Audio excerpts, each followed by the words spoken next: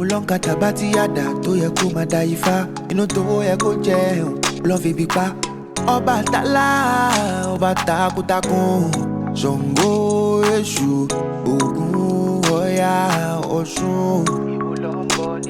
Kini ṣẹ̀ṣe tán ṣe nílé yìí o. Ó jẹ́ lọ jára. Alafia, peace and blessings, peace and blessings. Welcome to another episode of the African Spirituality Experience.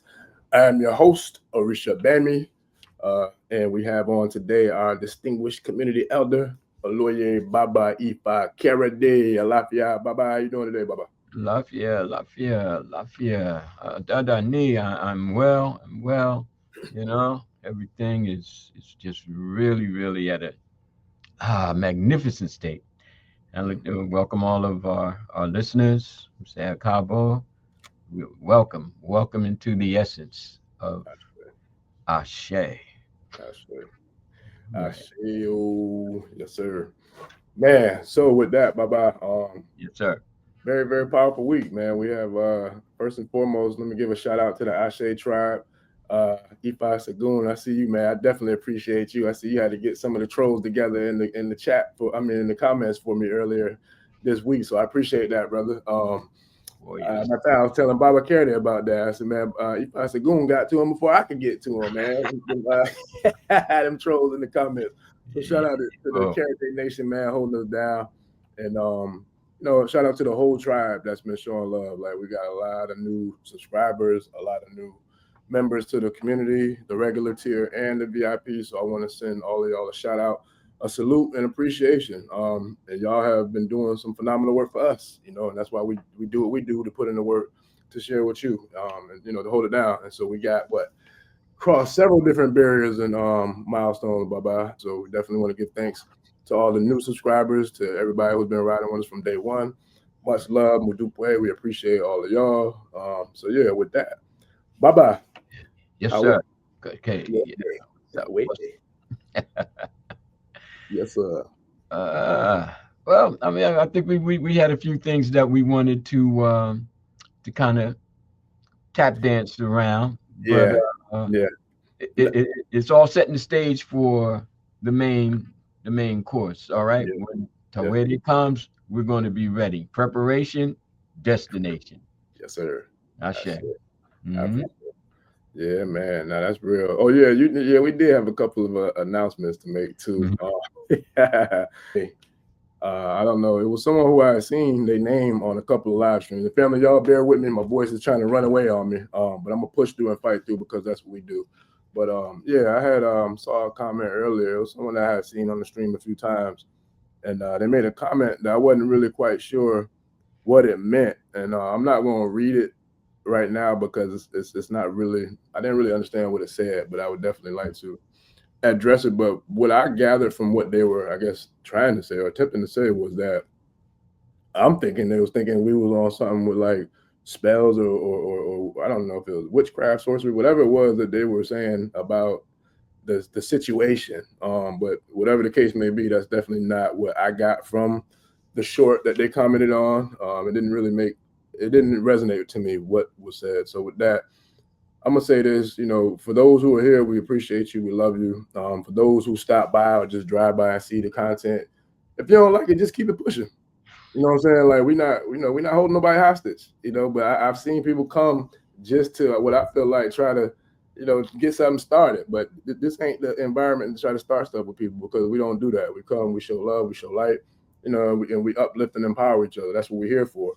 And so for the Bible thumpers and the Christian terrorists who come in here that, whatever you want to call it, they tizziesness, that they get into tizzies or what have you with us because of the content, they got to really pay attention to what we're really doing and saying here, because we don't bash nobody. We ain't here for that. We're here to uplift our culture. We're here to uplift Isese, Ifa, Orisha, and the reverence of our ancestors. So that's what we're on. So if that's not for you, keep it pushing. It saves a lot of time to me just to swipe instead of taking the time to pencil in the BS that you put in. Like, it don't bother us. Like, we're not shook by that. So keep it pushing. That's the easiest way to do it if you don't like what you see. Bye-bye. Ashe. Yeah, something you said you want to share? Yeah, I'm just gonna roll with that, because there's a lot of misconceptions out there, various people and their religions, and various people and their interpretations of their religions. And what seems to be most strange is their lack of acceptance that there are others other than them, and that as beings of an infinite level of creativity, that they themselves are a part of. Okay. It is more than curious that the attacks and the belittling and the demonizing becomes their way, in spite of, oh, the peace and love, and God loves everybody kind of energy and attitude. Okay, so amongst we of Isheshe and Candomblé and Santeria and Nukumi, we come to understand that people are going to be people. Okay, they're going to misinterpret. They're going to misconstrue. They're going to take it from where they're coming from, as opposed to trying to understand where others are coming from. And that means that, as I've stated before, it's a demonstration of lack of faith. Okay, here we're trying to, as Baba Orisha Bemi stated, we're making every attempt to become brighter beings of light. We are into the Irumole, and that's just not a cliche or, oh, we're holier than thou. No, we're in truth introspecting. We're going into ourselves, and we're dismissing those notions and those struggles that I call them religious patty rollers. You know what I mean? And for those of you who don't know what patty rollers are, patty rollers were, quote unquote, the slave catchers. As soon as they saw somebody trying to be free, here come the patty rollers, slave patrollers. And these religious patty rollers, they're going out to try to capture, recapture, terrorize, okay, and torture people into submission, okay, and into forgiveness, and into, oh, why can't we all get along? Well, we can't get along because of you. Why are you asking me? This is the Ashe podcast. You know what I'm saying? So, always coming with some mind manipulating game, forgetting that you're dealing with grown folks up in here, okay? And people who have survived life in all of the trauma that your way has imposed upon us. So what we are going to do, as Baba Orisha Bemi and I have come to the most serious of warrior agreements, is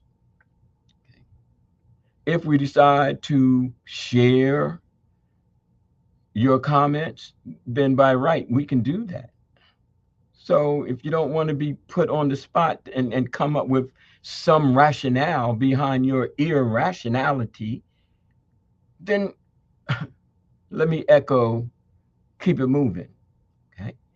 And on the same end, it's like everybody has their opinion. They do, even amongst us. And again, there may be things that are said that don't really rest well with individuals at the time. But maybe if they gave it a little bit more time and a little less argumentative energy and attitude, they might come to understand. Now, in closing to the response, I'm speaking as an elder. Okay? Rather than people, trolling or patty rolling or whatever they're doing, asking questions to further, gain some understanding, instead of doing that, why don't you just respect the eldership? Okay.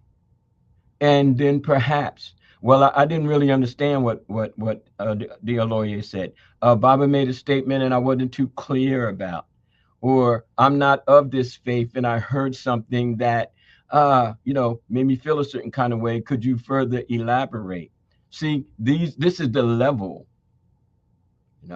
of maturity that we're not only striving to model, but it's kind of what we're asking people to, kind of be mature and stop with the childishness and the foolishness. Okay. And at the end of the day, if you can't be anything else, be respectful, be respectful, regardless of your faith, be respectful. Ashe. Yeah, respect goes a long ways, Baba. Real long ways. And I think that's where that disconnect comes from to begin with, especially with people who are in other faith systems. And like you said, even people who are in this faith system, it really boils down to respect. Because as a human being, I don't care what, and this has been said I don't know how many times on this platform, but I don't care what religion you are in, what God you pray to, none of that. Nothing about my child of godness makes me superior to anyone else's child of godness. And nothing about anyone else's child of godness makes me inferior to their child of godness. We're all a child of the grand, unified, prime creator. Nobody is above that. So therefore, it doesn't matter what religion or what culture you're in, because if we have that respect for each other, we should all be able to get along and make things happen. And furthermore, before we get into it, Baba, let me quote my heroes, one of the best to ever do it, the Honorable El Hajj El Malik Shabazz, also known as Malcolm X, Malcolm a little before the X, stated, religion's not working for us. Yeah. If we can't get the foot of the oppressor off of our neck, religion ain't working for us. So therefore, we need to put that in the closet and focus on nation building. Then we can come back and circle around once we get to the point where everybody on the planet has freedom, justice, and equality. So if you're not talking about that, miss me with that bullish. You know what I mean? That's what we are here at Ashe. Ashe. Yes, sir. So enough of the low vibrational frequency energy, Baba. Well, no, we can see the house cleaning. Oh yeah, but we have to step up. Now I'm going to make two statements regarding. All right. Say, I come up with this proverb. For all the good people out there, this is for you. All right, because I'm looking for your interpretation of it. All right. Women are the gardens, men the fence around them. What's your take? I'll repeat it.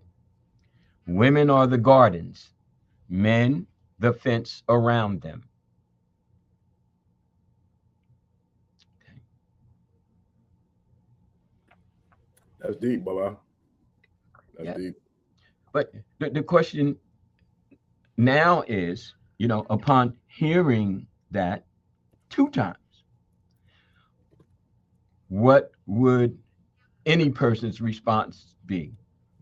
And I'm looking to hear from our good people. Okay. Let's see if we got any in here. Still seeing. I'm still waiting to see. I tell you what I get from it, Baba, while I try to type it up. I feel like what I take from that is that the women are the life bearers, the nurturers, the cultivators of all civilization, the architects of civilization. Therefore, everything that comes out of the womb man, needs to be something that holds that same energy, ashe, and excellence of the creator aspect of the womb man, and protect it and honor it and reverence it by all means necessary, male or female. Because to quote the queen and the earth goddess of the universe spoken word piece that I wrote, without you, there would be no us. Without the woman, none of us are here right now. So I feel like, and then the men, we're supposed to be there to be the guardians, to be the gatekeepers, to be those those barriers, those force fields of protection to make sure that we can not only protect the woman, but I dare to say protect the all of creation and humanity, because without the woman, we don't have anything. That's right. Now, I've made this statement to a number of people to demonstrate how many people have a different view of it. Mm. There's been some women who took offense to it. What, why? Why is it that the men got to defend the women can defend, you understand what I'm saying? And some men is like, well, if they all independent, why do I have to trouble myself? I've tried to be there for the sisters, for the queens, and all I got was a broken heart. So again, there's no wrong answer. It's just interesting how one statement, proverbial or not, can be interpreted and to others misinterpreted, okay, to the point of, oh, we're going to fight. You understand?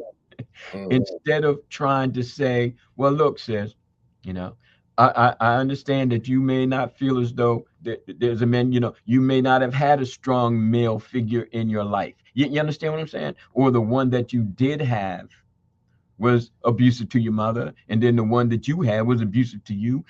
That kind of generational curse went on until you came to realize bad choices, okay? Because there are abusive men out there, but there are many more men who are very nurturing. But because of the choices you make, you'll take women are the gardens, men to fence around them as something that you can't really get with, because that's what your experience, okay, is sharing with you right now. Your experience is saying, nah, it might sound all nice, but in the real world that I'm in, I can't trust no men folk. And then on the other side, the brother's like, every time she get a little money, here we go. You know what I mean? So there is no right or wrong response. It's just interesting how we interpret. And if we have so many interpretations, like say you did a short based on that proverb, like the short that brought about the response of the individual, all right? It would be, well, first of all, you're out of context. Okay. Did you take time to watch the whole video, or did you take time to listen to the whole statement prior to that segment? Okay. Or you just locking in on your feelings right now. See? But we have a tendency to do that. And that casts so many, uh, disruptive beings into our lives, because they become real, they become living, they become breathing, these thoughts of mine and these energies and attitudes that we have, and such is the basis of many of the spirits born into our world. They come through us and we possess them. Okay. The negative spirits aren't always the one possessing us. We possess them as well. So I just needed to say that, because upon our discussion about Orisha Bami, but my universe opens up to how to best perceive this and how to best heal it. Sure. So men to protect the women. When I'm getting the divine energy is to be regulated. My 2 cents. I mean, all right. If I should go, but everybody 2 cents could move a nation. We could buy land if everybody was putting in the 2 cents. Okay, so everybody's input is of the maximum importance. Okay.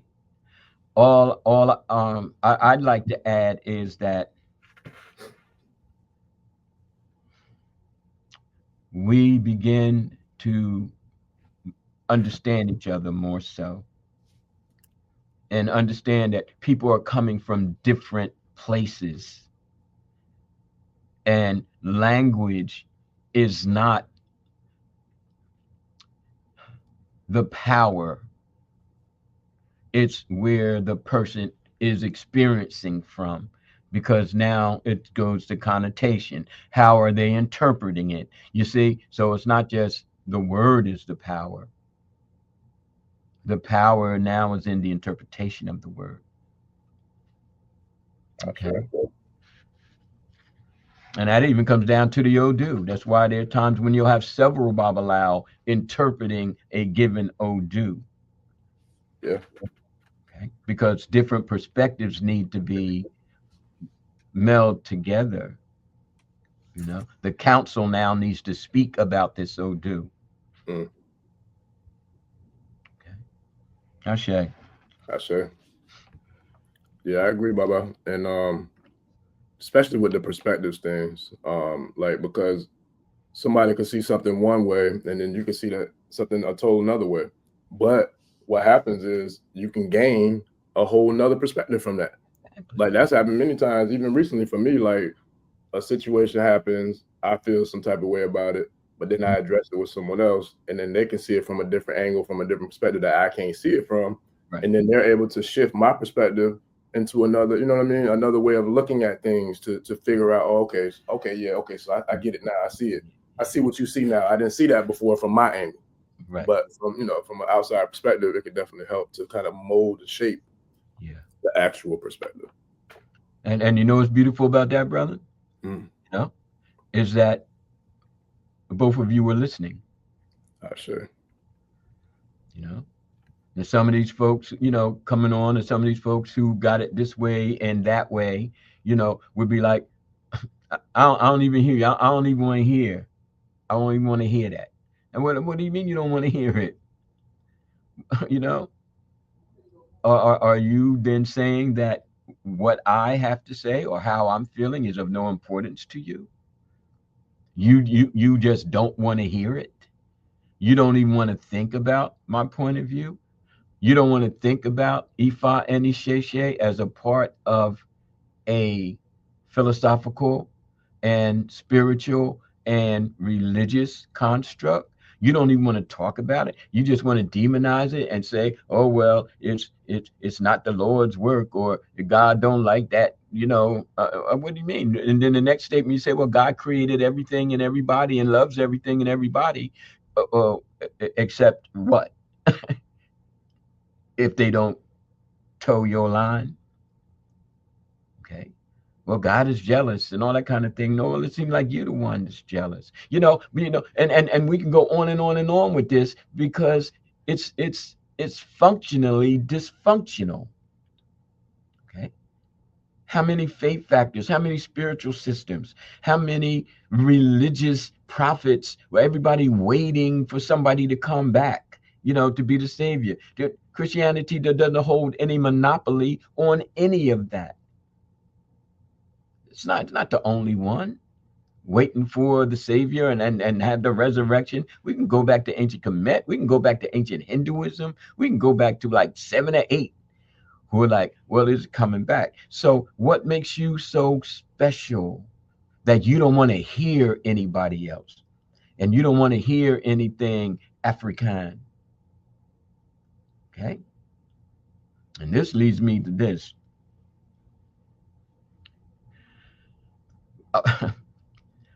There are people, and please bear with me now, okay, are people who will staunchly state that they're not into skin bleaching.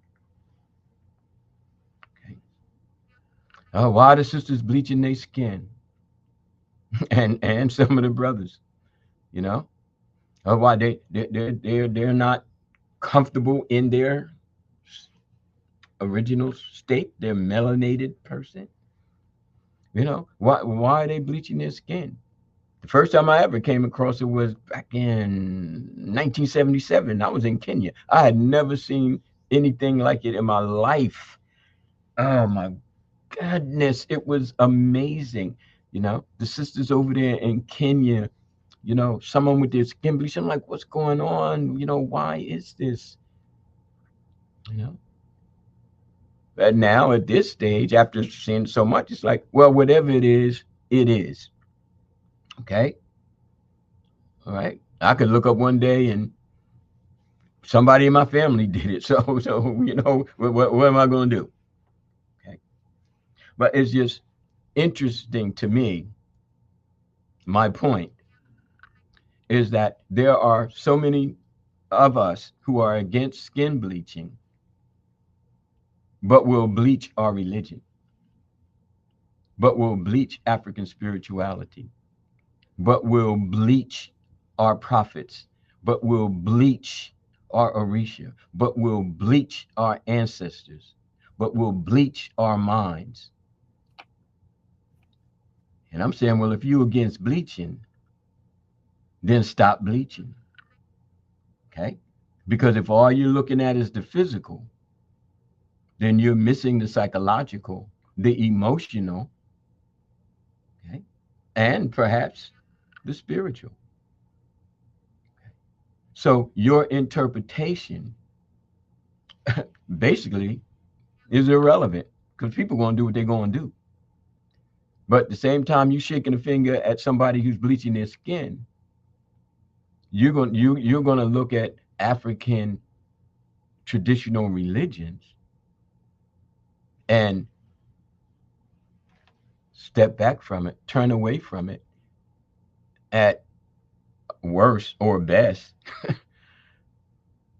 And then on the other hand, if you don't really want to do that, you're going to go ahead and start bleaching everybody, you know, and then say that it doesn't matter what color it is, the Orisha, this God.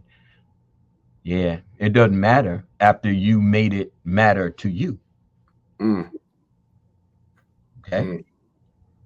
So while we fussing over people bleaching their skin, we might take it as a point of interest to question why people, let's just say, are still very comfortable with bleaching the spiritual entities that serve as our angelic, that serve as our God force, that serve, again, even as our ancestors.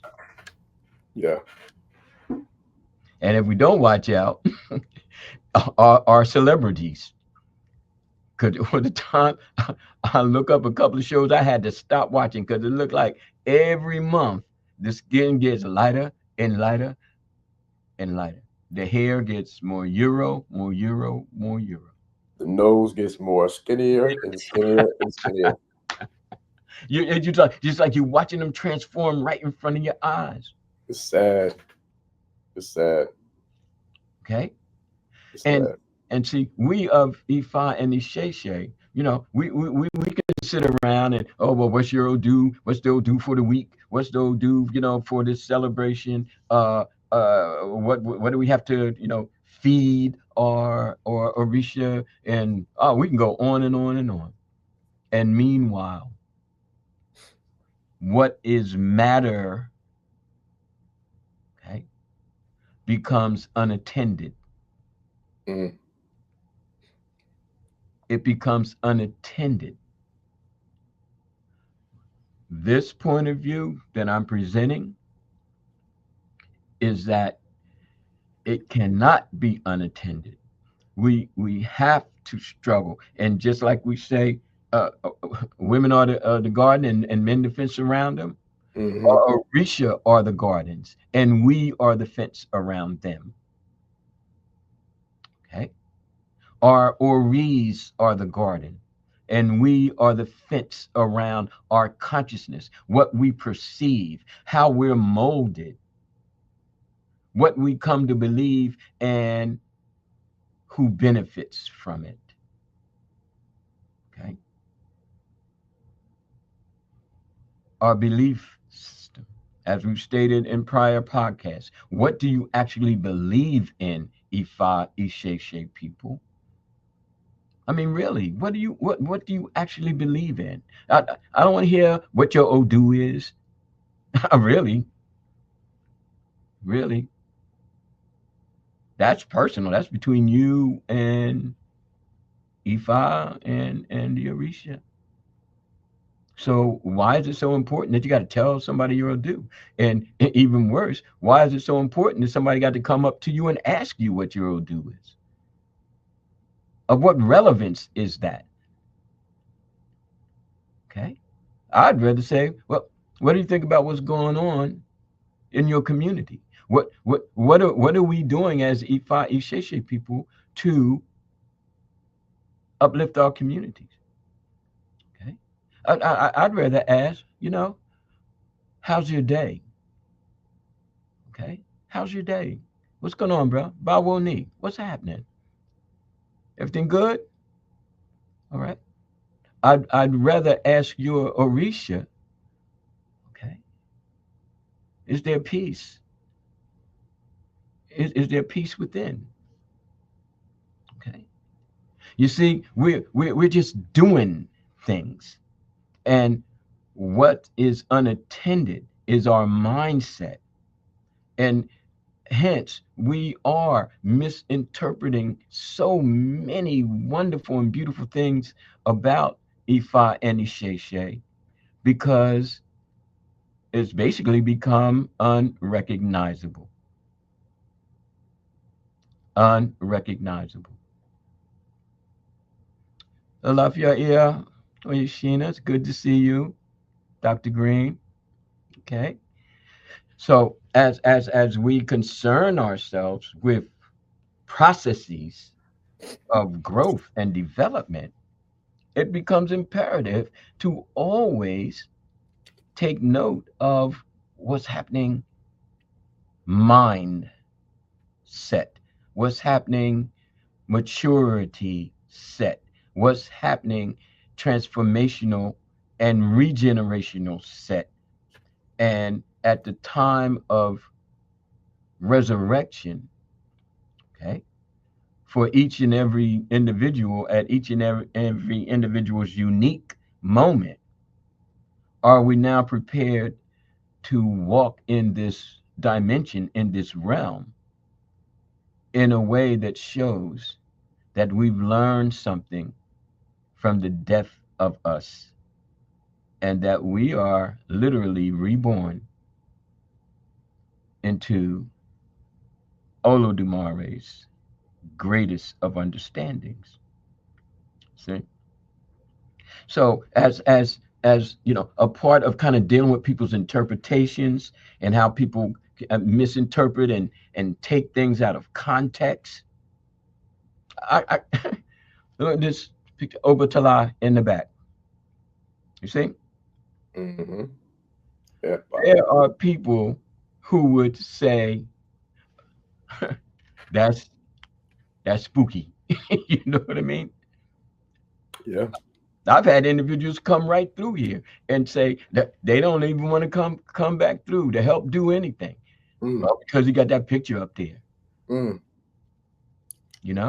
Got that cloth. Must be that, he's the voodoo man. You understand? But then I show it to Baba Risha Bami, and he's like, wow, is that a Rumula or is that Obatala? That's a dope picture. You know what I mean? Yeah. Same artistic piece. Yeah. Don't let somebody walk in and you got a candle burning. Yeah. Or you got the beads on. You can go any place else. People wearing their cross, they're carrying their Qurans. You walk in there with your elekes on, and all of a sudden. Yep. See? But my statement is, instead of going, deeper into the basement, it's like beings of light need to be in the light. I Sure. And not in the shadows. Yeah. You know? Right. And you know, Baba, I feel like those people, because I've heard that before too, but for me, it's funny because Mm-hmm. I feel like for those people who have that type of response to it, that's Mm-hmm. because whatever they got going on within them can't deal with that type of energy, that type of light, because it's doing something, or it's agitating or irritating something that's within that it doesn't sit well with. You know, it's like, You know? yeah. Yeah. Could you do me a favor right quick? Yes, sir. I can. Could you stand up and show people your shirt? Oh yeah, I can do that for you, Bob. I can do that. Stand on up. We got some deepness happening here, family. We got stand up. Stand a little bit. Look. And it's the perfect weather for it too, man, because we got we got a cold front down here at the bottom of the map, man. So it's perfect timing for you to pull it on out, man. Go ahead and make it do what it do. Well, not just the weather out there, but the weather up in here too. Hey, pull it out. Pull that ass out, man. Pull it out. You know what I'm saying? Pull it out. Yes, sir. Trying to get chilly. You know what I mean? We got something for it. Now, yes, I got mine too, people, so don't mine hanging right up in the closet. Yes, so sir. Look, like my boy T, I say, bring them out. Yeah, bring them out. Yes, sir. So I'm gonna hook mine up, and we're gonna have it for the upcoming. Yes, sir. But yeah, please, family, let's support one another. You know, let's keep the money circulating, and watch us grow. You know, and be okay with that. That's right, collectively, like we built our empires, like we built our great walls. Okay, like we built our continuation as a people, looking out for one another, you know, escaping together, you know, rebuilding together. Sure. In spite of the inhumanity against us. See? So it's powerful. It's very powerful. And I for one, say Ekuche and Modupwe for the energy and effort that you bring in, my brother. Okay, yes, my brother Jise. All right? Yes, sir. Make it happen. What I say, like father, like son. You know, we got to fight through, man. You know, had a couple of shows where I didn't think we was gonna have it, man. But I was like, no, let's go. We going. Go ahead and go. We going. I was like, hey, say no more. Let's get it. Get it. All right. I'm the same way, man. Look, you got to show up to work. You know, you got to show up to work. So I'm gonna get it. We gonna get it. Yes, sir. All right. So at this point, do we have any questions or statements before going into Tawede? Let me check real quick. I see. I agree with you, DJ Quico. I hope I'm saying that right. Let me see. Mr. Brown says, let me share his. He says the Ori are fictional characters in the science fiction television series Stargate SG-1. Within the storyline, there is a fictional being described as ascendant because of the use of, I would assume, the Ori. All right. Well, yeah, and I agree with you, Mr. Brown. But, you know, I'm not sure how long you've been watching the channel, but they show the truth in plain sight all the time. One of the movies that I like to personally quote is like the X-Men Apocalypse movie. They share a lot of comedic culture. Hell, just the X-Men series alone. Storm would be the equivalent to Oya.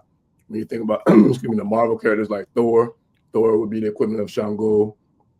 So it's like we see the truth in plain sight in a lot of different movies, a lot of different shows, but it depends on how, you know, I guess our Ori or our third eye is attuned to being able to pick up on what it is exactly that we see. Hell, if you think about it, this just hit me just now. I would dare to say, if you think about the Hulk, to me, I'm thinking right now that might be symbolism of Ogun. I mean, you think about how powerful he is, how strong and fierce and ferocious he is, and then he's what color?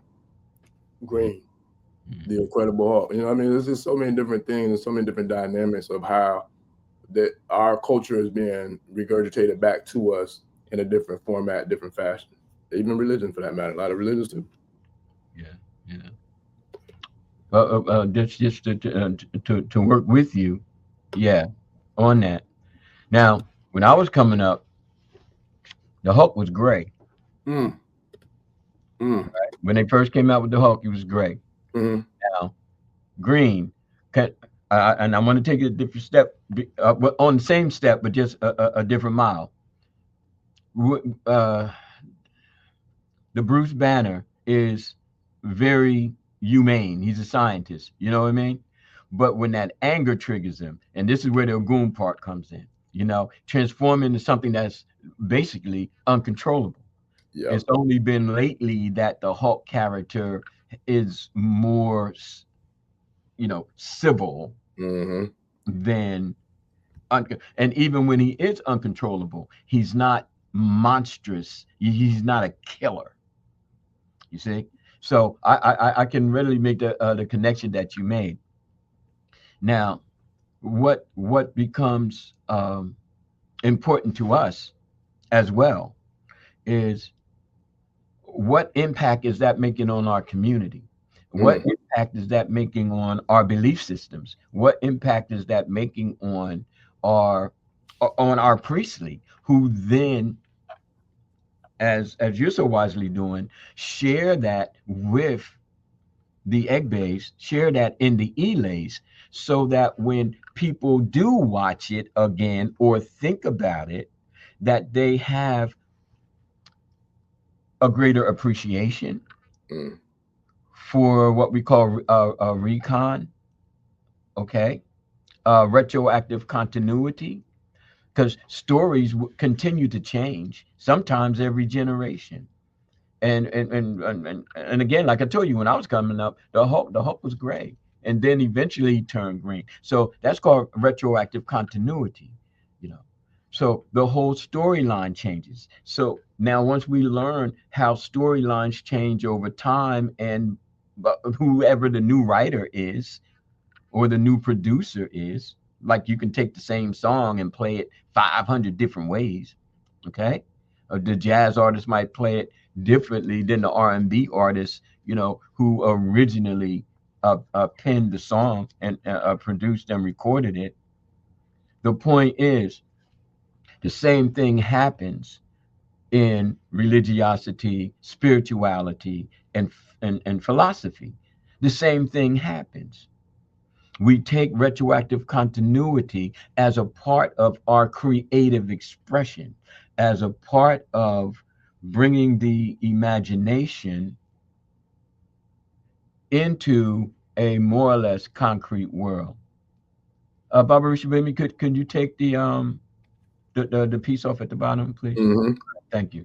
So when we have the retroactive continuity, and we start to understand that imagination is a primary ingredient of transcendence, then we start to even look at religions a little differently. Because when we have that knowledge, then we can say, well,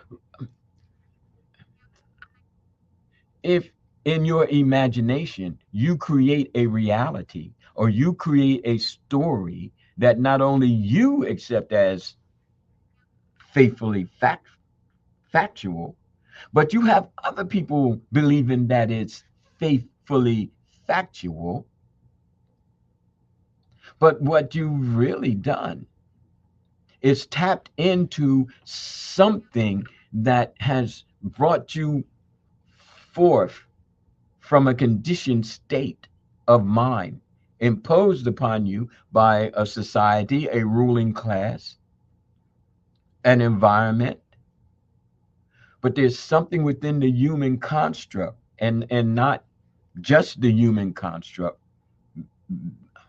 whales, elephants, okay? To say that there is something more to this existence than what we've been caged to accept and then submit to and then believe. Okay, why is it that elephant won't pull the stake up and just run rampant? Why is it those tigers won't just tear that tiger tamer to shreds? Okay, because how you're raised and how you're forced to submit to a prison of existence. But as we start to exercise our imagination, then the imagination shapes the reality. And in that reality, we are reborn, we are rebirthed, we are rejuvenated, regenerated, and resurrected. And we start to see through life and not blind by the lack of insight. You understand? So the whole way of, say, Marvel, and the whole way of whatever's being, produced by the media. Because I was an avid Marvel reader, I learned most of my vocabulary. I learned about Norse mythology. I learned about a lot of things by reading. And one thing that dawned on me at a certain point in my high school years is that somebody's doing their homework. Okay. Somebody is learning about science. Somebody is learning about again Greek mythology, because now they got Hercules in a Thor thing. Somebody is learning. Somebody is sitting down, taking the time to study, and then via their imagination put this into a fictional mass media production. And it's so deep that you not only have Comic Cons where millions of people gather, but folks who can actually see the reality of it. There will come a time when people will be in iron suits that have weapons. It goes back to the time of the medieval in Africa and in Europe. You see? So where does that place us as IFA and Isese people? Still waiting for the next Odu? Okay. No, we're coming up with our imagination, which is still factual. Somebody say, oh, well, you're just imagining that, as if that lacks any importance.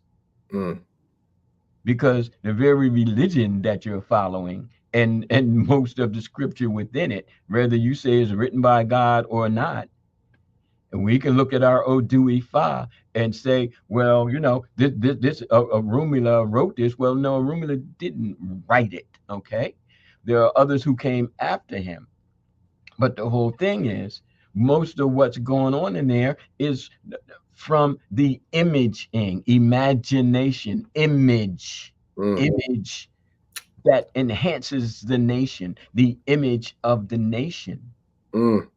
So if we look at what the media has produced, and of course they're going to bleach it because they're bleached. Ain't nobody going to write around, sit around and make everybody else the hero except them.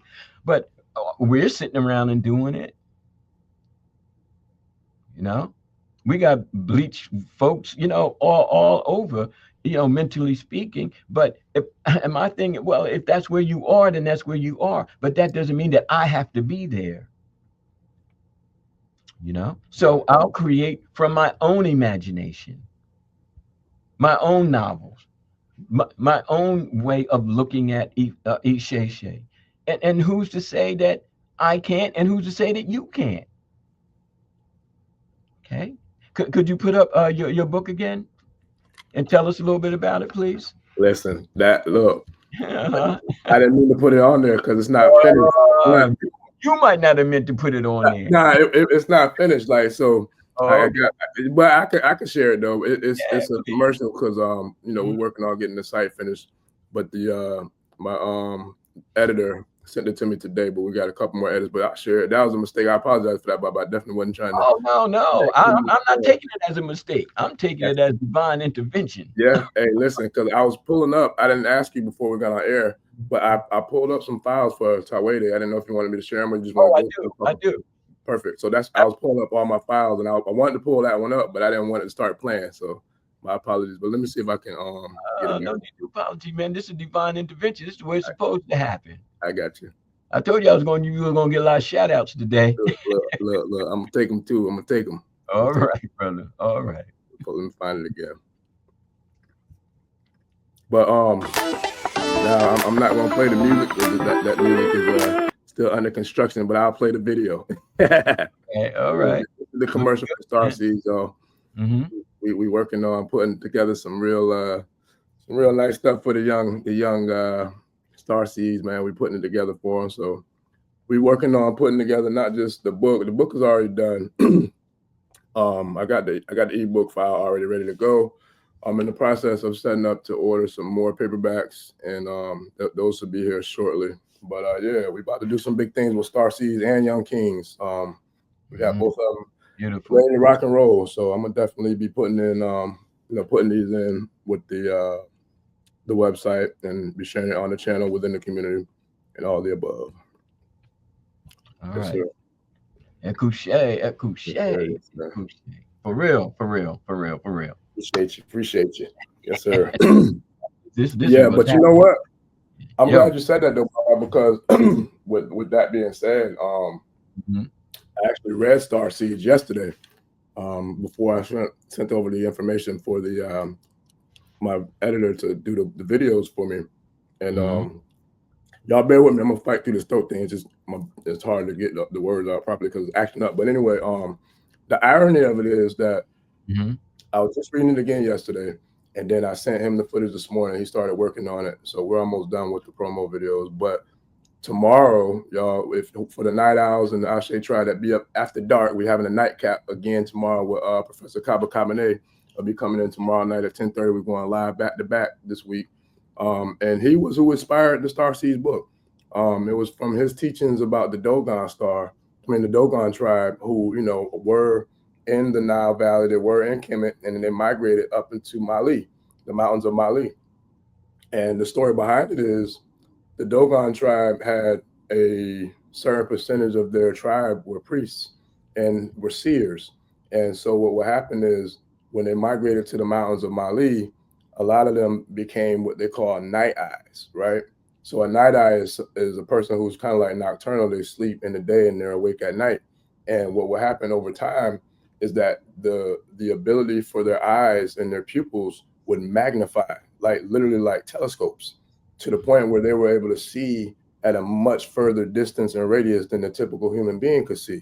So they were able to then start to see different stars and different star systems from the naked eye, because they had trained their bodies, or trained their eyes from having trained their bodies from sleeping during the day and being awake at night, that they never really dealt with daylight. So the night became like their natural light. So they were able to kind of like manipulate their eyesight to see at a much greater further distance. In the process of that, they were also contacted by an extraterrestrial being by the name of Nomo. Nomo was an amphibious being who came from the star system of Sirius. Sirius, you got 3 stars. It's a trinary star system, Sirius A, B, and C. So Nomo came from the star system of Sirius. As an amphibious being, he gave the Dogon tribe a lot of intelligence, a lot of information, a lot of knowledge on the creation of the world, and several different star systems and different planetary life in different star systems. So what they did to make this extraterrestrial visitation solidified and to validate it, they would have a ceremony. I think every 50 or every 75 years, they would have a ceremony, and that ceremony would be displayed by what we call a Kanaga mask. So they commemorated every single one of those visitations. Every single one of the anniversaries for the visitation, where I think it's either 50 or 75 year celebration. But long story short, his teaching of that in a YouTube video about 10, 15 years ago, it inspired me so much that one night, I'll never forget, I had like a divine download where the whole story came to me. And I just wrote it all on a pencil and paper. And then at the time, I had no idea how to write a book, do any of that. But as time, went on, I was able to then bring the actual story to life. So it's powerful, and I can't wait to share it with the tribe, and for those who have young children. I definitely look forward to sharing it with them. as well as maybe doing some online virtual courses with them too, with the young people. That's right. Yes, sir. It's powerful, brother. It's powerful. It's You know, it's powerful. Powerful. And for us, you know, again, what is it? What is it that we're attending to? And what does IFA Isese all about once we break free of the prison of, well, this is African religion, you know, this is what people in Africa do, and this is how we need to, you know, deal with it and each other based on this and that. And I'm like, all right, well, there may have been a handful of people over here and a handful of people over there who was doing it like this. Okay, just like there's a handful of people over here and a handful of people over there, you know, who are doing every civilization differently. But what are the majority of people doing? How are they living their lives? How are they teaching their children? What are they teaching their children? What is the benefit of having an existence and not just following somebody's script on, well, this, you know, if you were Babalawo, then you got to do this, or if you get into African religion, then, you know, you got to go get readings every time something don't go right in your life. It's like, when you gonna learn how to live? Okay, when you're gonna learn how to be somewhat more the adult independent, but yet embracing of your own spiritual capacity, and then let your capabilities develop over time. Okay, and that's not to dismiss the need for Egbes and Iles and elders. Okay, but it is to say, if you're so over dependent on them, then I dare say that you're bringing in that Abrahamic kind of thing, you know, where you're not supposed to have knowledge. Matter of fact, it's a sin. That's going to always be somewhere in the subconscious, because that's what you were raised to believe. Okay, there is no sin in IFA Isese. There is no apocalypse in IFA Isese. There's room to breathe. Now, do we have our history? Do we have our wars? Yes. Did we have our valiant heroes? And did we have our vile villains? Of course we did. It's like, come on, step out of the fairy tale and into the knowledge. And that's why, you know, something like starseeds is very, very important about Orisha Bami, because when the youth start to even ponder the possibility, like when you saw the video, your imagination guided your hand. And that's my point, my people.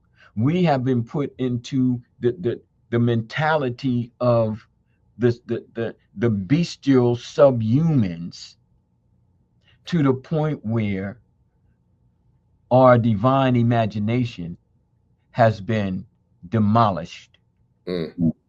Demolished. And we find ourselves reacting to life from the pain and the turmoil, instead of building on life from the enlightenment and from the openness of our minds to dare to reach with the naked eye into the very heavens themselves. You see? I salute you, brother. I salute you. You know, because I know what happened to you. Yeah. You know yeah. It's a good thing. It's a good thing. Yeah. Wait time. I'm gonna share the story. Like, I ain't gonna share the whole book on the show, but I'm gonna share like some of the concepts, because I'm gonna tell you, I'm gonna throw it out there. So the star seeds are children who are descendants of ascended masters, right? And they know it. They find out, they sensed it and they knew it. But the beautiful thing about it is they had to reach certain levels and phases within their life in order to kind of like unlock different levels of higher frequency and higher vibrational, you know what I mean, elevation. So once they reach a certain level, they get the opportunity to chop it up with their ancestors, and the ancestors then come and see them, and they come and, you know what I mean, like they come and the ancestors do what the ancestors do. You know, they show them, like the Queen Mother said in Black Panther, they teach the starseed, they show them who you are. And mind you, this was before Black Panther. This book was out before Black Panther came out. You know what I mean? The ancestors was coming to me long days ago, telling me, you know, giving this blessing to me in regards to this story. But it's beautiful because the ultimate storyline is that the starseeds are able to use their mind and their imagination as their superpower to help to bring back the balance and love of peace and happiness to the planet. So it's a powerful story. Jinle ni imo, profound. Jinle ni imo, profound. Jinle ni imo, profound. Okay, and this is what we need to have amongst us. You know, we aren't just creating stories. Okay, we are making imagination into matter. Yes, sir. And activation. Yes, and that's nothing new. I mean, that's part of the human, again, capacity. But when that capacity is forcefully ripped from a human being by tragedy, turmoil, the heavy hands of history, you know, pounding on a civilization or a kingdom, you know, via war or famine or disease. But when that ability to tap into the capacity, when that bridge of, let's just call it imagination, is torn asunder and burned and ashes blown to the wind, then people, they have a tendency to try to redirect their creativity basically to survival. Oh, sure. Because it's necessary. You're going to survive it. When they took the drums away, it wasn't, they took the drums away so that people couldn't have a good time.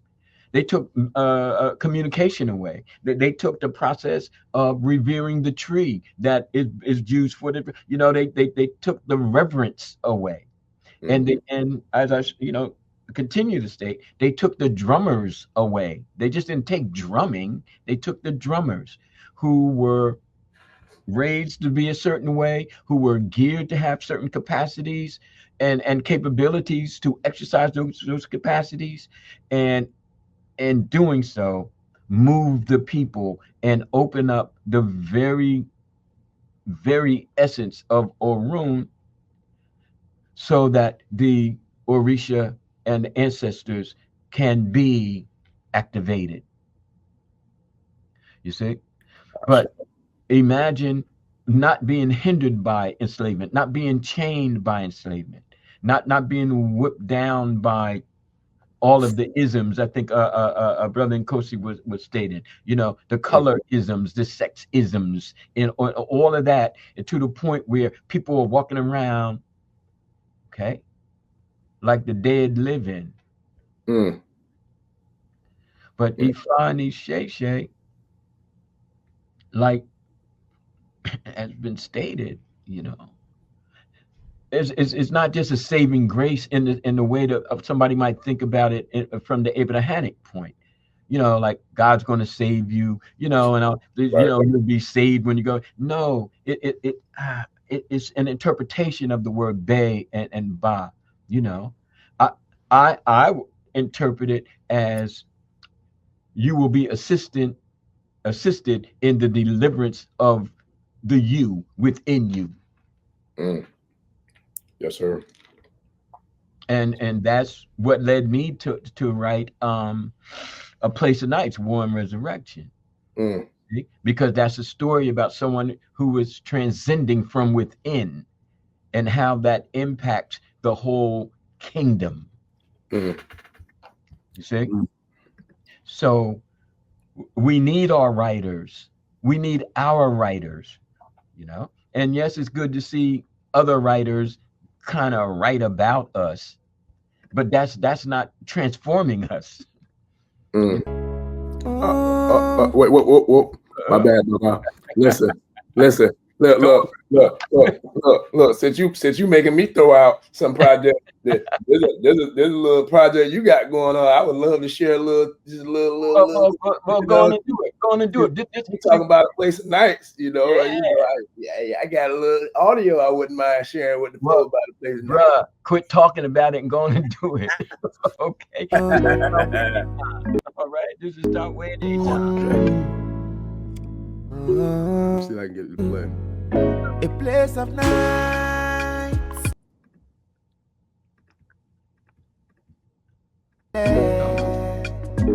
War and resurrection. They don't want to play now when I wanted to play, but then when I didn't want the other one to play, it was playing. Ain't that something? It's all good. I'll play it. I'll play on the next one, Baba. I'll play it and see if it can work. But that's funny that it won't play, but the other one played that I didn't play. But it's all good. We got something special. Well, it was playing. Y'all heard it? Yeah. Listen, oh, my bad. I guess it's muted on my end. I couldn't hear it. I'm sorry. Let me put it back up. Well, I mean, if I could hear it, that means that the good people out there can hear it, right? Yeah, I'm pretty sure everybody can hear it. Yeah, hold on one second. Oshuniyi,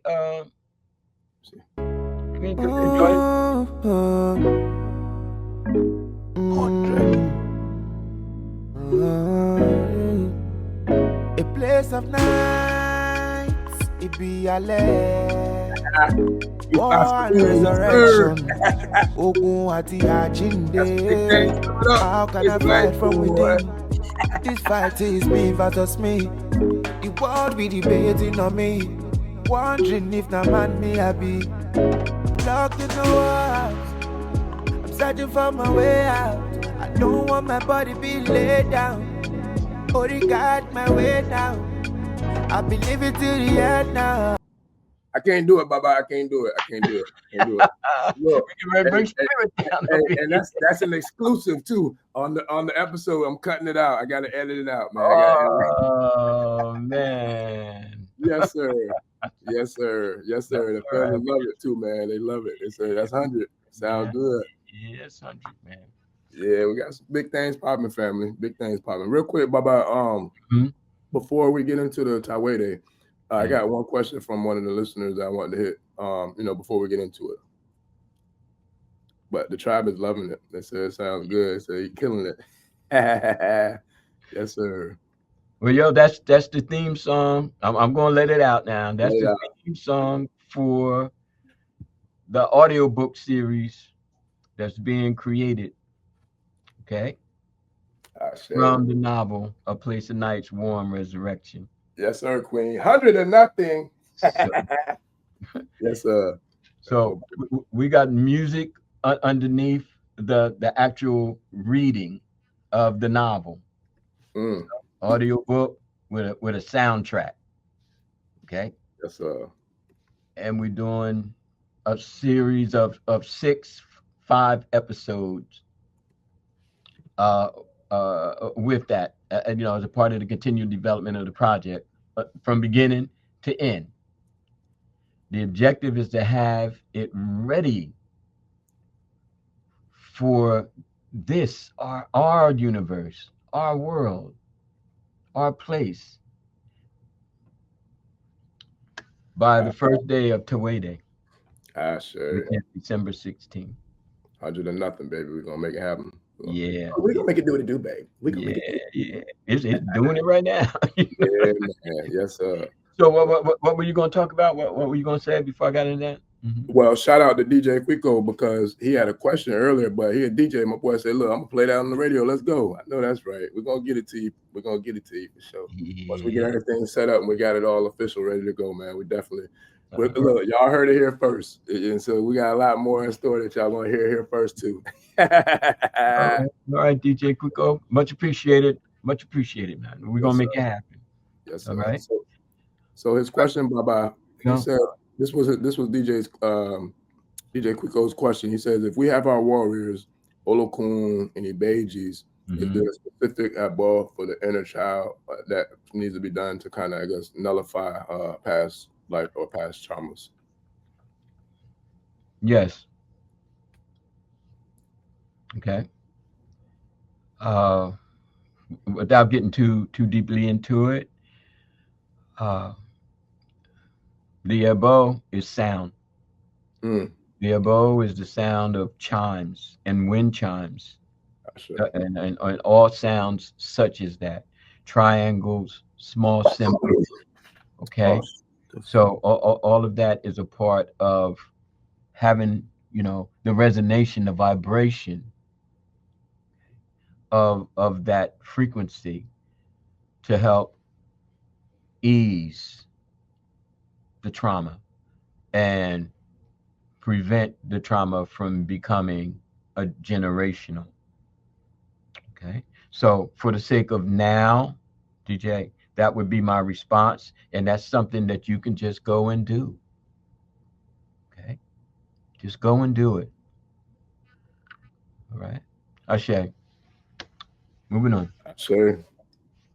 Yes, sir. Yeah, we appreciate you, family. Definitely get it to you once we get the project completed, ready to go. But yeah, the family's loving the Place of Nights, Baba. They're loving the soundtrack, man. They're loving it. They love it. Wait till they hear what's going through the whole 5 episodes. Yeah. Yay. Somebody talking that big talk, boy. Digging deep in the bag today, man. Deep in the bag. Yes, now, sir. I might suggest that you get the novel, and it's in PDF form. Yeah. Start, perusing through it, so that when you start getting with the episodes, it's like, you already have like a backdrop. You can already, kind of start relating to the characters and the coding that's in it. We talked about this a few weeks ago with a brother Nkosi and a sister Donna.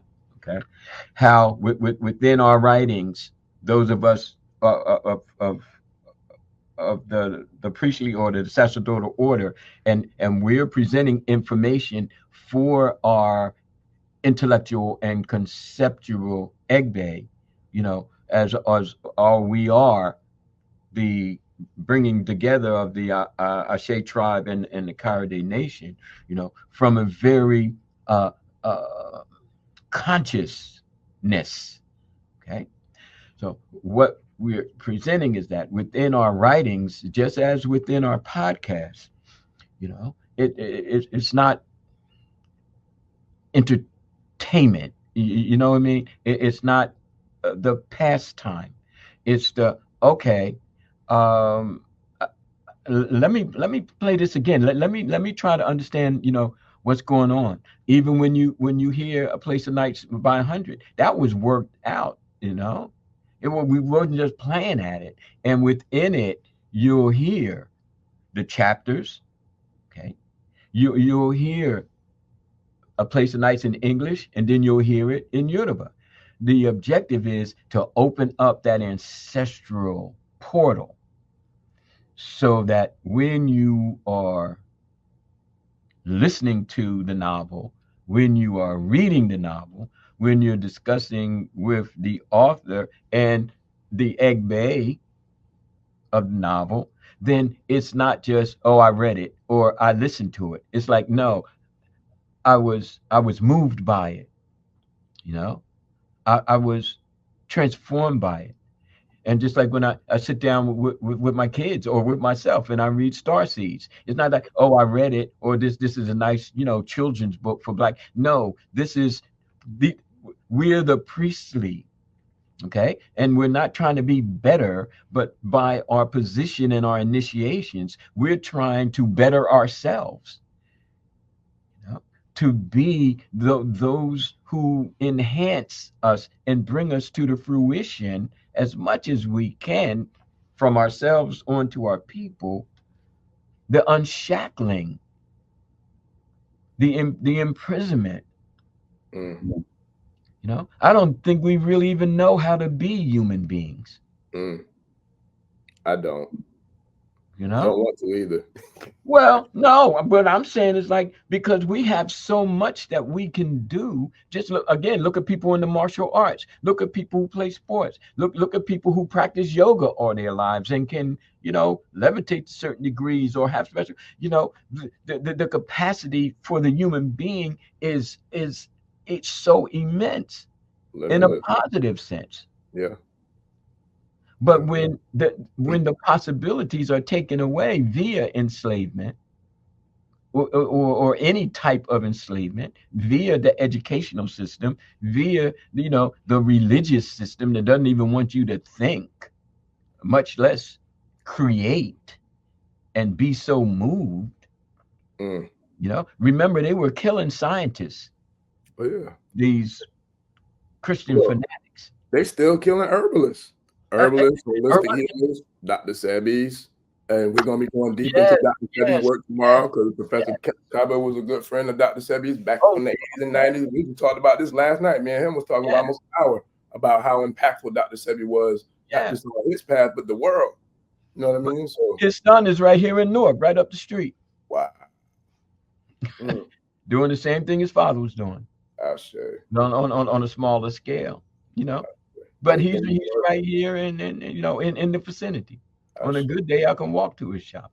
That's what's up. Yeah, I want to share something too, and in regards to what you just said about being of the priestly and not being better than anybody. But one of the things that I take pride in with Ashe, and really everything that I do, but and particularly Ashe, because this is a passion project for me, and it's also a project that was a challenge from Oloye, Baba Ifa Kerede, for me. So I take it serious, but I'm going to be sharing, I said it on one of the other podcasts, but I'll be sharing how to write a book courses, how to write a book training sessions, content creation sessions, marketing sessions, how to do a YouTube channel session, how to create like everything that I do, I'm going to be sharing with the tribe and, other clients that I already work with on that level as far as marketing and consulting. But I want the people who are here with us to be like that are serious about doing the work.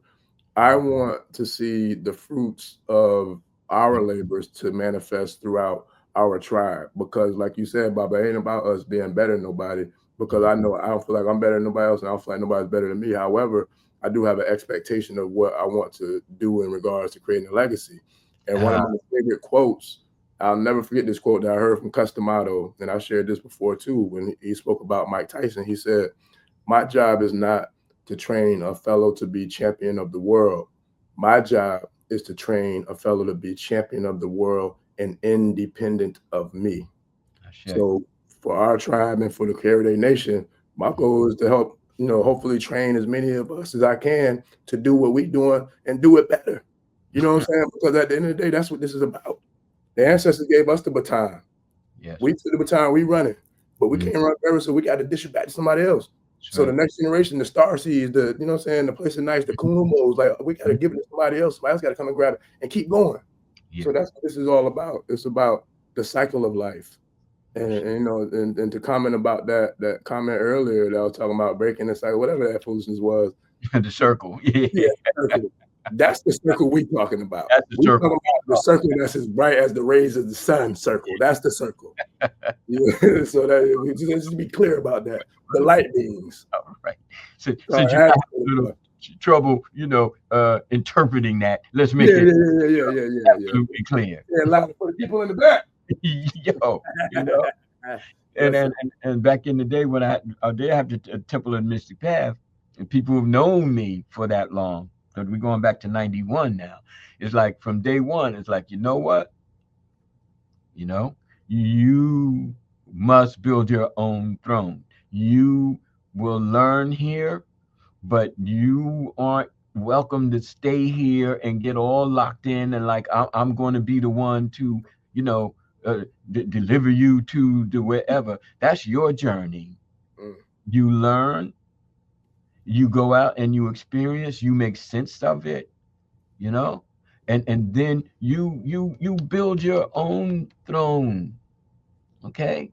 And now since with the podcast, it's like we got 7 generations that we're responsible for right now. We have 7 generations that we're responsible for. I came to understand that back about time Ojise was published. It was like, okay, why are you doing this? You know, why? I mean, really, I'm doing it because nobody else is doing it from the quote unquote African in North America. Okay, no one else is doing it. So instead of me looking for somebody to do it, I just came back from Ile Ife. I'm expecting somebody who really had never gone to all of a sudden have this, ability. I'm like, sit your behind down and get to work. Isheshe, work. Okay, get it done. You understand? And so this is what we have. This is what moves this tribal nation. And what came to me based on your wise words was that you could go to any civilization at any point in time, but let's just take Nigeria, okay, and let's just take the Odo, okay, the river of Oya, okay, Oya, now called the Niger, okay, and say there are different settlements, different cities, okay, different cosmopolitan areas, because we seem to forget we had large cities. Oh, we can take the Great Wall of Benin, called Iya, okay? We can say, well, within this Great Wall, there are a number of cities. Okay? And in each of those cities, there are specialists. Over here, you have those who are very, very good at pottery. They make the most exquisite, okay, clay pots. When it's time for market, they got that covered. Over in this area, you have people who are hunters, okay? They specialize in hunting. Over in this area, in this settlement, in this small city within the larger cosmopolitan area, like we have East Orange, West Orange, and South Orange, the oranges, okay? They have the philosophers, the writers, the artists, and the spiritual people. So what I sense formulating is that Ashe, Karaday Nation, always combine two sides of the coin, stating that we are basically focused on the imagination coming through via our initiations and then disseminating, okay, unto the people, not only within our Ile or Egbe, but that information now goes out to other people. And just like we buy the ceramics and just like we buy the meat from the hunters, okay, just for example, they then buy, however we want to define the word buy, the intellectual and the spiritual knowledge that comes through this part. I don't know. What do you think about that, Orisha baby? I agree, sir. I agree. Yeah. Absolutely. The tribe does too. So we're going to keep on doing it, because just like every other crafts person, they keep working at their craft and they pass that craft on to those whom they initiate. It doesn't always have to be by blood, but it does have to be by transference of knowledge. Okay. That's right. Now that brings us to step one of Tawede. All right, let me pull it up. All right.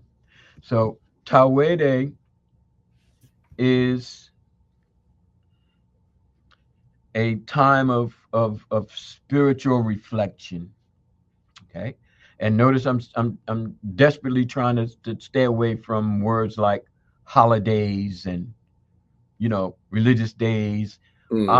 I I I have to be honest with you people. I don't even really like the word celebration. You know what I mean? But Mm-hmm. that's personal. You know, Right. anybody can use any of those terms. But if somebody would have come to me, I say it's a time of spiritual reflection, Mm. and it's based on a 16-day principle. Now, of course, each of those 16 days coming from a Babalao, okay, we have the 16 Odu. And as we started this practice again back in the 90s, every day was a focus on the Odu of that number, okay, for 16 days. Agbe Oyiku, Iwori Idi, Rosa Nawana Baro Kamran, Ugundo Sai Kator Pun, or Tori Rete Oshe, or Fun. All right, so we have those 16 days. Now, I've evolved this over time to say that for those who feel that that's what they would like to do, then all I can say is do it. Okay. Because you see, you are, you know, you are the one who is walking your spiritual path. Right. Now, as you can see behind me, I have the a white clay pottery. Okay. That is somewhat of a necessity because the term Tawede itself came out of my studies and visitation by Obatala, if you will. I'll call it a visitation. We might call it possession. All right. I like that. Either way, I like that. Yes. State that, okay, coming from where you're coming from, little Kikere Awo, little Obatala initiate, you know, I have something for you, you know. I'm going to set you to a task, and that task is to celebrate the Orisha within the context of your geopolitical boundaries. You can't do it like the people in Nigeria. You can't do it like the people in Cuba. You can't do it like the people in Brazil. But you can do it the way that you are conceiving it, okay, through that bridge called imagination, which now is taking the concept, crossing the bridge, and making it into something that's actual, something that's concrete, something that's tangible. So while I'm into this Odu and the story of a woman who was barren, she went for divination, and the IFA priest shared with her that she had to make continual offerings to Obatala, and that she needed a white clay vessel, and within that vessel she would put her offerings. And like you see here, I have a white candle burning inside of the white clay pot. And this is, for me, is my meditative sense. For others, you may place whatever, white stones or water. Okay. You have to learn how to, you know, embrace your own spiritual connection to your own spirit and to the spirit of the Orisha. Okay. I am in no way attempting to make this a religious statement, you know, because then here we go. In a real kind of strange way, I'm bleaching it, okay, because of the impact and influence of Judeo-Christian and Islamic. I want to be as free of that as I can be. Else, why am I here? Okay, but I digress. So she listens to the Babalao, and she continues to make offerings, even times when she didn't get pregnant, but she said, I'm not going to lose faith. I'm going to keep doing what the Babalao has stated, because he's speaking Ifa to me. And she conceived. And she was so happy and so thankful that she dedicated her life to the Orisha, but specifically to Obatala. And when I was reading this and feeling it as, okay, Obatala, is Orisha me, Obatala is Obatala, and then Ifa. Okay? And I'm saying, okay. But then when Obatala came down from within me, it was like we conceive ideas, we conceive ways of perceiving, we conceive the continual growth of ourselves. We plant seeds of conceiving in others. And Obatala stated to me with a gentle firmness that when people embrace Orisha, they must do so from the light. That white cloth is just a symbol of the light that I, as Obatala, radiate. The light that comes through the darkness that brings mind to matter. And I was like, wow. And I understand it. I get it. It's taken since that long to get it even more, because just because you get something at one point, that doesn't mean that you get it, if you understand what I'm saying. Yeah. But to say now that Obatala is not beyond, purity of thought and behavior, because we all succumb, okay, but is an emanation of the brightness of light. And as we are conceived, so we conceive others, not just in terms of physical reproduction, but in terms of spirit, in terms of mindfulness, in terms of understandings. And then Obatala revealed to me Tawede, because that was the name of the young woman who dedicated her life to Obatala. Her name was Tawede. See? Sure. So I then went about, exploring, and I put it out and made it happen. And it continues to happen. And for any and everyone that would like to spiritually reflect for 16 days, okay? I mean, with an intensity now. I'm not saying that you don't do it. Don't get me wrong.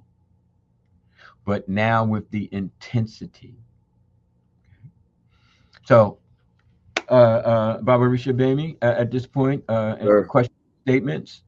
I don't see none yet, so we can probably keep rolling if you want to, Baba. Okay. Yes, sir. Now, we good? Yeah, I got a couple more pages if you want. I didn't know how much, if you wanted me to share all of, I got pretty much the pages that talk about Tawede. Yeah, that's it. Go ahead and share the next page, brother. Okay. Thank you. Yes, all sir. right. And here we have observance. Okay. And once you read the about it in the Global Perspective books. Maybe we can pull up the cover page of that that we can show before I head now. You'll see that there's no strictness about it. There's no Ebo Jays. I'm more interested in what you're giving from your sincerity, what you're giving from your life essence, and now how upon that cycling you become more transcendental and help bring transcendence to others. And the mission,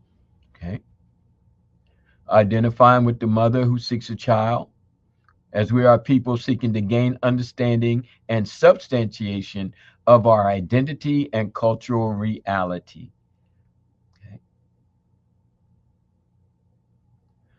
History, learning so much more about not just who we were, but who we are. And really starting to understand that just because we were caged, literally, right? And dehumanized, subhumanized, like that baby lion as a cub raised in a zoo and begins to accept the captivity as the actual reality. They may have certain feelings and nature kicks in, but the whole thing is that I was born here, this is how I was raised, and so this is it. I don't really know what it's like to be free. I just don't really know. And I may never know. I may die unknowing. See? So we're the same way without our history and without our interpretation of our history. Without our storytellers and our interpretation of our storytellers and the retroactive recon that happens as each generation now elaborates upon the realism of our sacredness. See? So this becomes a matter of what we do. Everybody else around us may be jumping for joy and, doing whatever they do, and that's fine. I mean, really. Okay? I mean, it has to be. We can talk bad about it if we wanted to, but that's not going to change anything. What we need to do, and I kind of always hate to say what we need to do, but what I suggest we do is let folks alone, like we want them to leave us alone, and we work on building our nation. We work on building our Benin Wall and establish our craftspeople and handle our business and be so enriched because we be free now. Okay. This is what Tawede is all about. This is why Obatala created it through me as his priest. And IFA is standing there like, yeah, you're right, bro. Go on and get him. Go on and get him. Yes, sir. Yes, sir. Go ahead and get him, Baba. Go ahead and get him. So we have rituals here, which is basically observance. Pouring your libation. Remember, ritual is different than routine. I talked about the Olojo Ni. We can give a brief demonstration. I'll get to you in a minute, brother, if I should go. But I got you, okay? Studying liturgy, prose, parables, studying the Orisha. And please keep in mind that no matter what Orisha you may have or think you have, Obatala is the one that they all kind of recognize as the eldest and the wisest. okay, and the Orisha of light, you know.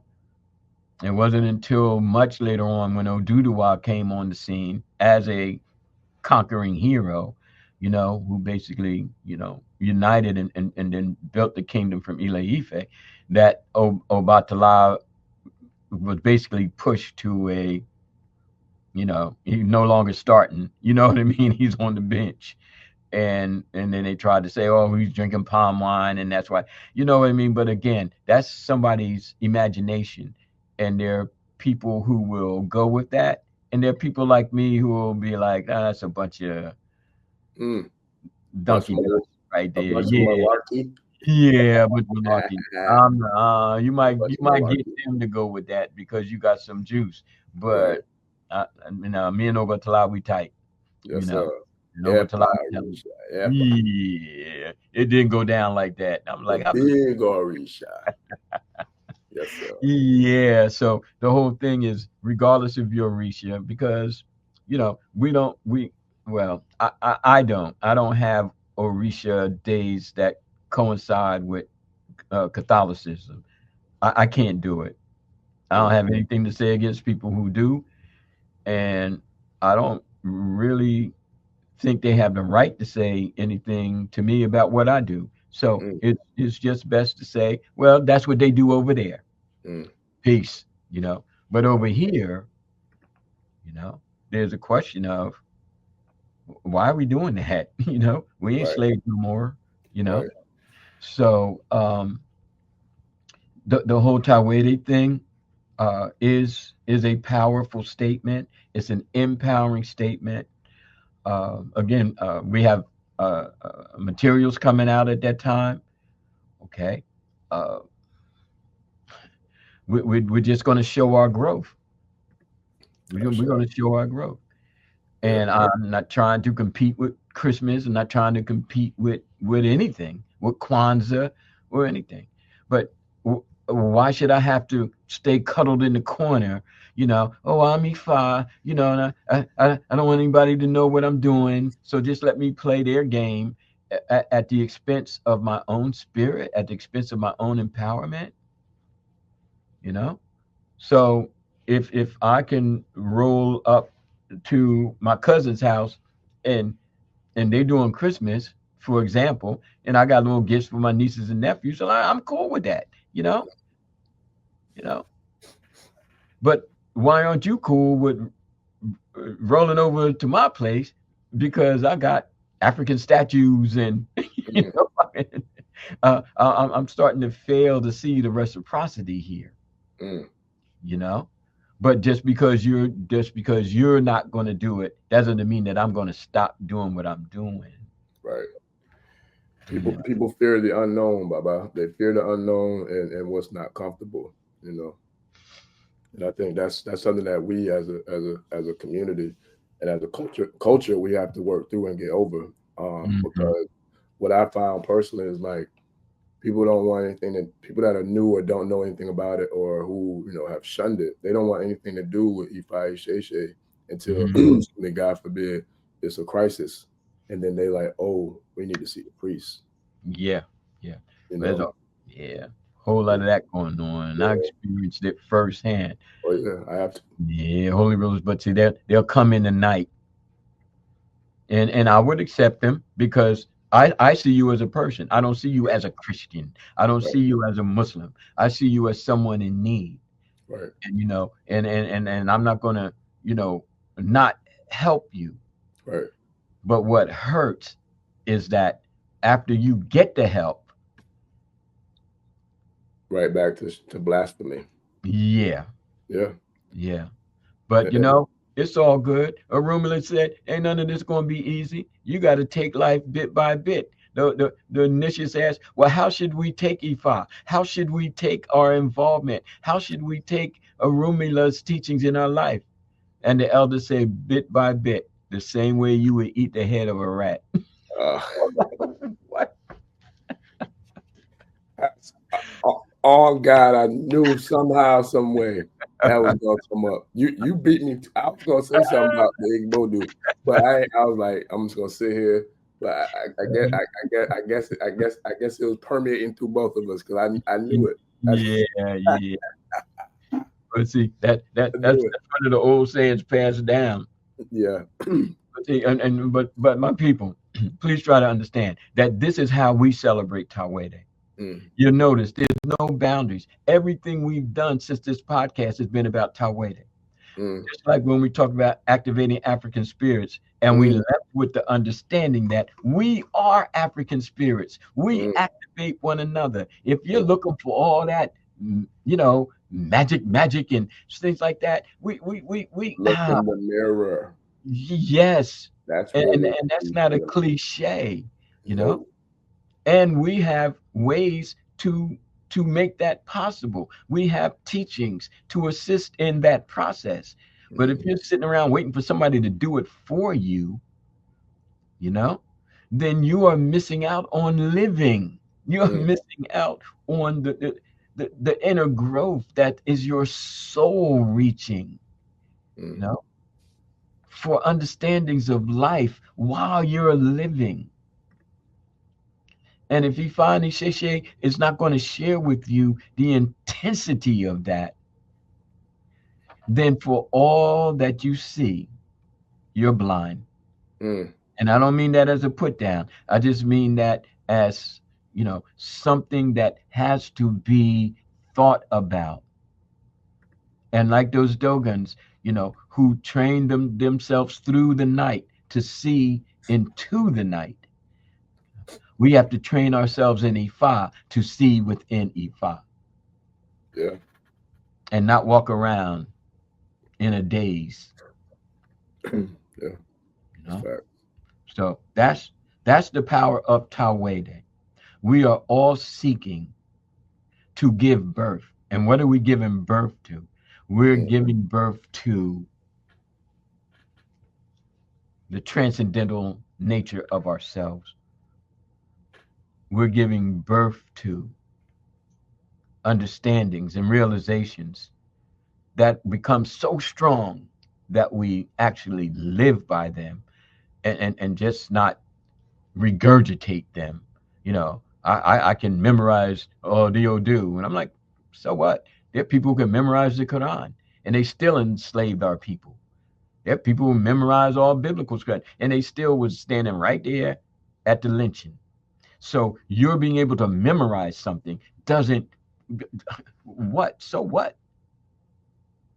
But are you walking your faith? Are you living your faith? Are you breathing and eating your faith? And are you an emanation of what you really and actually believe in?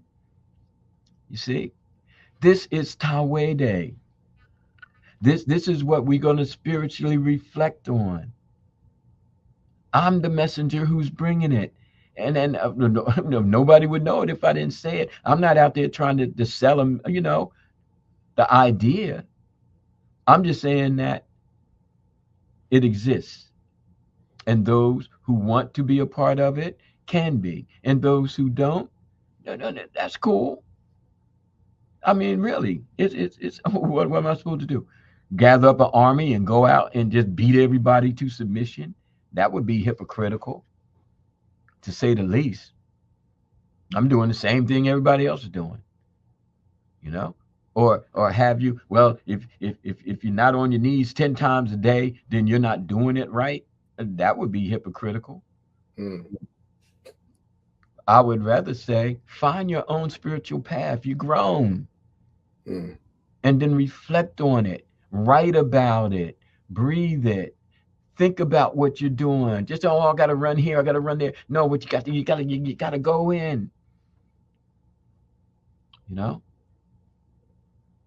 in. So this is Tawede. It's a time of conceiving, a time of bearing fruit. Ashe. Planting seeds. Ashe. There was a question about the Odu each day. Yeah, let me bring up my the console. Yeah, let me bring up gonna start calling him security, man. My boy, he be getting close together, man. Hey, that's the Isese security right there, boy. My boy ain't having it. He said he ain't taking that off nobody coming out here with that foolishness, man. Get out of here. I love it. Appreciate you, Ifa. Say goon, boy. I Did you just give him a position of, you know, yeah. I'm already, he on the front line, man. He laying things down. He ain't taking that off nobody, man. You come around here and these Isese skewed that fools you want to, my boy. Say he here to get you. Kakamfo. All right, yes, he's the warlord. He's the war chief. Yes, sir. Ruling up here. Yeah, he ain't having that, man. Get out of here with that foolishness. Leaving here without your head. Man, listen, I love it. I love it. It's funny because I ain't see it, and then when I went and saw it, he already clapped on him. I said, "Hey, boy, them beat me to it, boy. I like that." Yes, sir. I like it. In answer to your question, now, Ifa Shegun. All right, Ifa Shegun. There's going to be some people who might like to do it, but order on the 16th. Okay, and there's going to be others who can choose their own order. There may be those who have their Merindi Logun or even their Obi, because if the Obi falls from top to bottom, you know, light, you know, open, then you can say, oh, okay, well, that's Egbe. Let me study Egbe today. Then you throw it again, and it might be light, open, dark. Oh, that's Ogunda. So, you know, now you're trying to commune with the Ologioni, with the spirit of the day. All right. Then there are those who may have their Merindi Lagoon, and they may cast every day and say, all right, for these 16 days, I'm casting, you know, as a form of studying, but I'm going to also connect with what speaks to me. Okay. Because it's just not coming down for no reason. Right? And then there are Babalaos who may use the Opwele or the E King. And it may do it once every 4 days. So you see, so there's no wrong way to do it. Okay. But there is a right way to do it, if you follow me. And that right way is to be sincere and to actually learn in order to elevate. So even if you miss a day, it ain't like, oh, well, you know, you're going to be in trouble. You know what I mean? You know, the Orisha don't like that, or if I'm going to get you, or whatever it is. You know, you're talking about spooky stuff. You know what I mean? Right. So the whole thing is take your time and develop.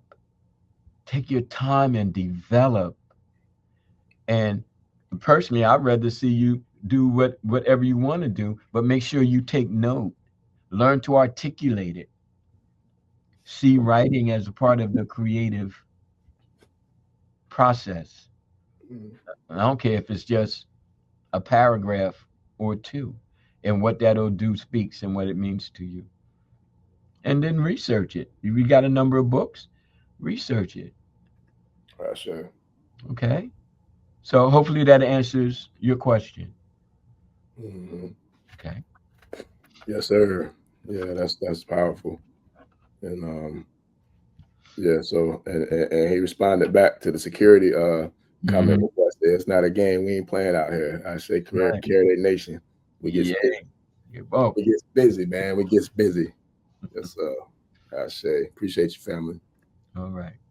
Yeah, man. So bye. You got anything you want to share with the tribe, man? I'm gonna have to go put this voice on rest.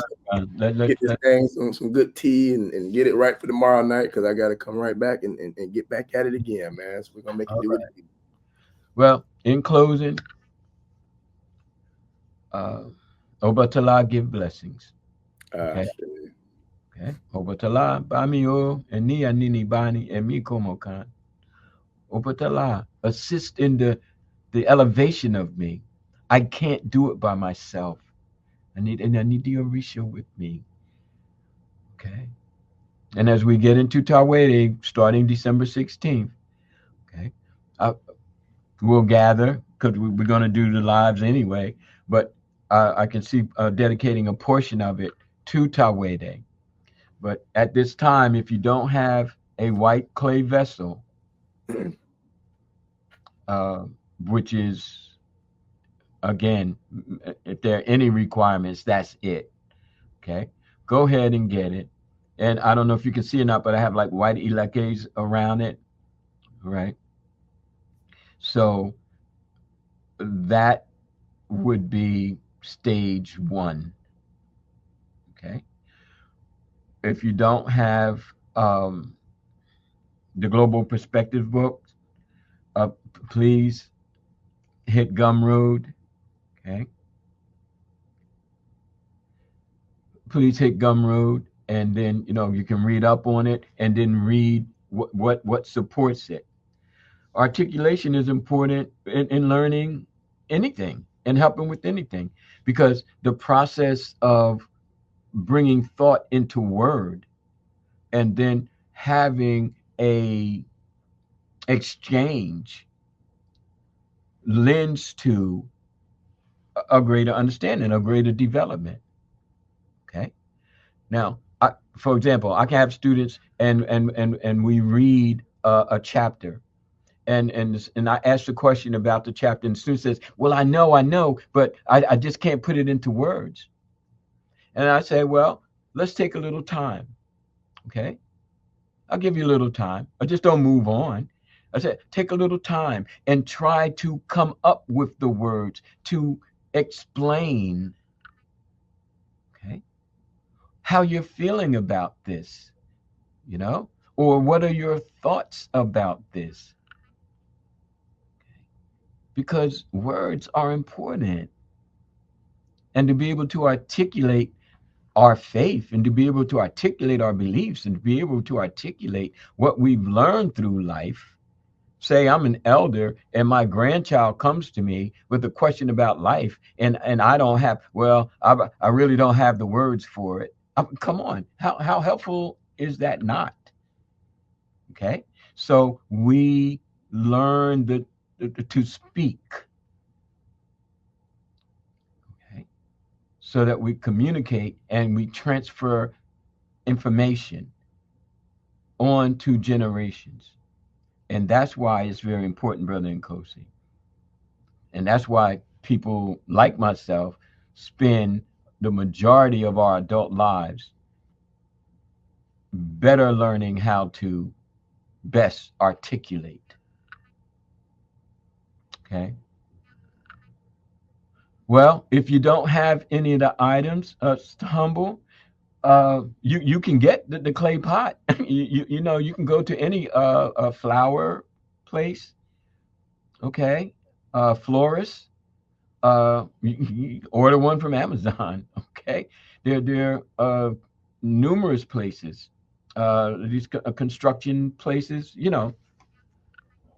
where you can get, an urn, so to speak, and just have it. Okay, yeah, you can be an olive berry and still be like. Do you have to be a staunch Christian to practice Christianity, or if you're a Muslim, are you, praying 5 times a day, and do you even have a Quran, or do you even have a Bible? You know what I mean? But you'll say, oh, well, I'm part of Christian because I identify, and I got a little something over here. I got a cross from my grandmother, whatever. So it's okay, Sister Humble, to have an implement or two, and of course, white candles. Boom, not a problem. All right. And then you have the book. You start accumulating knowledge. That in itself is necessary for, a faith factor. Accumulate knowledge. That's it. Okay. Hopefully that answers the questions. And in closing, again, Obatala give blessings. That's it. To one and all. You don't have to be initiated to be blessed by the Orisha. You don't have to be initiated to embrace spiritual reflection. Okay, you just don't. Okay, some uninitiated people seemingly are more, spiritual and loving and compassion than those who have 20 initiations. I'm just saying, I'm just saying. So just exercise sincerity and the willingness to learn and grow. That's Tawede. That's facts. I check. Yes, sir. Man, I wanted to get into I'm gonna wait though. I'm gonna wait for another call. Wait for another call. It's an Odu that I want to get into because it just things that I see in regards to like ego, pride, jealousy, envy, all kind of like human weaknesses. And I remember a conversation me and Baba Tolu had a while back where he broke it down heavy on human weaknesses. But next time we do one, I want to bring up that Odu and touch on that to get your perspective, because I know there's a reason for everything. But kind of like how a while back you challenged, those who are in the sacred order or priestly order to kind of rise to the occasion to operate at a certain level. So I just want to get your perspective on how do we set the tone and the precedence to overcome that type of energy? Because, we can't never manifest the true power in the essence of united we stand, divided we fall, if we haven't worked on eliminating those human weaknesses within ourselves. And it's something that, I really would love to figure out and spearhead some sort of campaign to pour into us to be able to work on eliminating that type of energy, because I feel like we could be so much further and so much higher if we stop worrying about the next person and what they doing or what they got and focus on working on us to develop who we are and where we need to go and how to elevate to where we should be. Well, see, I don't want to leave on that, because I'm gonna address it right now. There ain't no need. Well, you should have known that before you decided to articulate your feelings. Oh man, listen. You was ready to go. You was like, I don't go, but now you want to, throw more wood on the fire. Look, I'm just gonna get another cup of tea real quick. Don't worry about it. I got it. All right now. Yeah, go ahead, Baba. I want to hear what you got for that, though. All right, well, I was ready to go, bro. But see, all right, okay. We'll leave it there. I won't ask. No. We're gonna do this now. The first thing that comes to mind is something that I've come to understand a long time ago, and just gained a little bit more understanding of it today. All right. Now, first of all, we cannot eliminate those feelings. We cannot eliminate envy. We cannot eliminate jealousy. We cannot eliminate hatred. Whatever's we know and we interpret as negative. Okay, they cannot be eliminated. Okay, they can be transcended. You see, they can be wrestled with. All right, but this whole thing of trying to eliminate them is what has us in a very circular motion. Okay, got spinning around. Okay, what I've come to witness from within myself and others whom I've been able to assist to whatever degree, is that when you start to involve yourself in spiritual reflections, when you start to involve yourself in the coming forth by day, by light, okay, by IFA, those type of emotions and negative feelings that arise become powerless.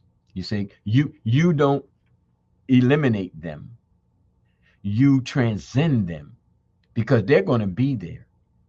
They're ingrained. All right, they're not sinful. They are just what they are. They are what we make them. And like the old Native American quote unquote saying, when the young warrior asked the elder chief, you know, it said, it seems like I have two wolves inside of me. Two wolves. One is very protective and will risk life, you know, to go out to bring back food for the herd, and the other one is very aggressive in the most negative of ways and wants to take everything from everybody. Okay, and the young warrior was so confused because these two wolves were actually existing within him. And the elder chief looked at him and said, I only have one answer for you. And of course, you know, the young warrior was like, well, what is it? Because I don't know if I can continue to go on like this. And he said, of those two wolves, the protector wolf, the one that's caring, the one that will go through it all to make sure that others are taken care of. That's one. Two, the aggressive one, you know, the violent one, the one that is always about chaos and turmoil. That's two. Now you want to know which one is going to really take control of you, which one you're going to go with. And then the young woman was like, yeah, which one? Is like, come on, when you going to tell me? And the elder was like, the one you feed the most. The one you feed is the one that will overtake you. You won't be able to eliminate either one. They are part of the nature of all existence. Even stars steal light from other stars. Mm. Okay. So if that is part of the way of things, then by your own self-discipline, by your own spiritual transcendence, by your own capacity to perceive and to gain, you know which one to feed. And perhaps over time, the other one will starve. Okay? So don't try to get rid of it. Try to out everything it, out be it. And then we can sit down and have powerful conversations like this. And we can sit down and have powerful people and never once have a fallout. Because even if a feeling comes across, then I'm higher than that feeling. I'm not going to feed into it, as we would say. And I'm serious about not feeding into it. I'm going to exercise everything that I've got. And that's what confuses me about some of these Orisha people and all of that. I'm not throwing stones, but I'm trying to understand if we're going to walk in the light of our ancestral bearing and make all of these offerings and blah, blah, blah, and blah, blah, blah, and then still turn around and talk bad about each other and cause, you know, terrible things to happen, then I'm like, what's the point? It's like people literally fighting in the church. I'm like, well, why God, you know, the sister get mad and they up there fighting in the church. I'm like, oh No, man, you can't make this ish up, man. No. But the point is, no matter how, you know, how we try to, you know, not have these feelings, they're going to be there. Okay. What the emphasis is on, connected with Tawede, is to start exercising spirit to the point where it detaches from those emotions, negative emotions, so that those emotions don't rule our day. We don't feed it. We instead feed the caring one, the protective one, the one who guards the community, not snatches everything from it. I sure. Yeah. Listen, what they say, where energy goes, energy flows. Where energy goes, energy flows. That's why I don't like talking like about a lot of drama and the chaos and the gossip and you know what I'm saying, all the mud slinging and all the bullish. Like I don't really deal with it because I'm not going to give it none of my energy. Because if you give it energy, you're giving it momentum. Well, and then you can give it energy. You can give it positive energy. You can ask a simple question to some people. Sometimes I deal with some pretty rough individuals. Like, yo, why are you rolling like that? Or don't be trying to pull me into that foolishness because see, I ain't going. And what if you want to take time, then we can go in that direction. But what we're not going to do is go into this chaos and self-destructive thing that you got going on here right now. Now, what you want to do, okay? But as the priestly, I'm giving you the option. I realize that you're struggling with a very demonic force right now. And if I'm going to be here to help you, then I'm going to try to help you. But if you refuse my help, I ain't going to be running after you. Because now you're starting to trigger things inside of me. And it's like, nah, let's collaboration over competition. Yes. And there's going to be bad days. I mean, sometimes the best of friends have, disagreements that kind of get them. But then they have to decide what's more important, our friendship or this petty little difference that we're going through. Which one are we going to feed? I see. Yeah. So that's that on that. And again, Obatala. Again, Tawede. This is how we talk. This is how we reflect. This is how we handle that other thing inside of us. That self-destructive tendency. Yes, sir. Human weakness. Yeah. And it's okay. I mean, we're just human. Okay.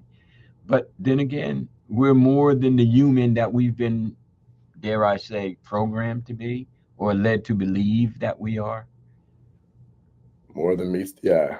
Yes. More than meets the eye. All right, bro. Let's get you out of here, man. Yeah, man. Yeah, I'm going to go ahead and get this thing, right. But hey, as always, man, definitely honor and pleasure, family. Appreciate y'all coming, showing love, and the support has been tremendous, and we definitely appreciate it. Me and Baba talk almost pretty much every day about how we can get better, do better, and rise higher and make a stronger impact, man. We're going to continue to do that. So with that, we appreciate y'all. We appreciate the love, the support, the likes, shares, the subscribes, everything. We appreciate it. And you could have been anywhere in the world, but you chose to be here with us. So we appreciate y'all joining us in these IFA streets. And we gonna make it do what it do, baby. We gonna make it do what it do. Queen beat me to it. She got you. That's what I'm talking about. Try right there, boy. Hey, I like it. I like it. That's what's up. But yeah, man. So, and we got a lot more in store, family. I'm looking at adding, a lot more into the community, and the private community, the public community, and the VIP community. I got a lot I've been working on to bring even more heat, man, to the family. So we got a lot brewing, and don't forget, we'll be right back tomorrow night with Professor Kaba at 10:30. Another announcement, I didn't want to share it because when I do share it, I want to share the link. But we got, for those who are in the Southeast region, we're bringing Professor James Smalls down here to Jacksonville on February, I want to say the 16th. And I'll have more details for that as well. Probably by tomorrow night, I should have more details for that. And yeah, we're gonna make this thing do what it do, family. So we appreciate y'all joining us. And yeah, we're gonna make it do what it do, baby. We're gonna make it do what it do. So as always, family, please like, share, subscribe, and we'll see y'all tomorrow night. We out. Odabo. Odabo, good people. Odabo.